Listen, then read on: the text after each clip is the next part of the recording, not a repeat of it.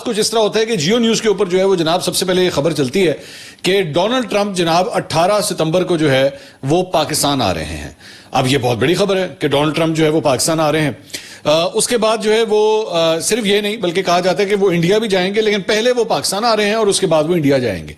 Ejaz Syed senior journalist हैं, उन्होंने ये खबर दी, लेकिन बाद में हुआ ये कि ये पता लगा कि डोनाल्ड ट्रंप एक्चुअली 17 से लेकर 19 सितंबर तक तो यूके जा रहा है और 3 दिन पहले, 2 या 3 दिन पहले एक्चुअली उसका प्रोग्राम फॉर्मली इंग्लैंड से अनाउंस हो चुका है कि डोनाल्ड ट्रंप और उसकी बीवी जो है वो यूके के दौरे के ऊपर होंगे। तो ये किस तरह हो सकता है कि 18 सितंबर को जो है वो पाकिस्तान आए? तो ये खबर भी एक्चुअली बाउंस कर गई, ये खबर दुरुस्त नहीं थी।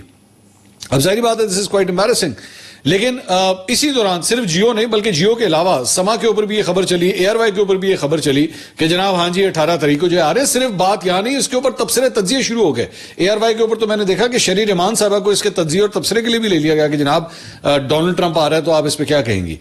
बट ऑब्वियसली खबर बहुत बड़ी थी, लेकिन उसके बाद जब ये पता लगा कि नहीं ये खबर दुरुस्त नहीं है तो इस खबर को जो है वो वापस लिया गया और एजाज सैयद साहब ने ट्विटर के ऊपर, ये आप स्क्रीन पे देखिएगा, उन्होंने बाकायदा इस पर माफी मांगी कि जी मैंने गलत किया है और ये मुझसे मिस्टेक हुई है। वो उन्होंने आना है लेकिन इनकी डेट्स के हवाले से जो है वो कंफर्मेशन नहीं हो सकी, मुझे इसका चेक करना चाहिए था। मैं अपनी तरफ से भी माफी मांगता हूं अपने व्यूअर्स के और साथ ही साथ मैं अपनी मैनेजमेंट से भी माफी चाहता हूं कि मुझसे ये गलती हुई है।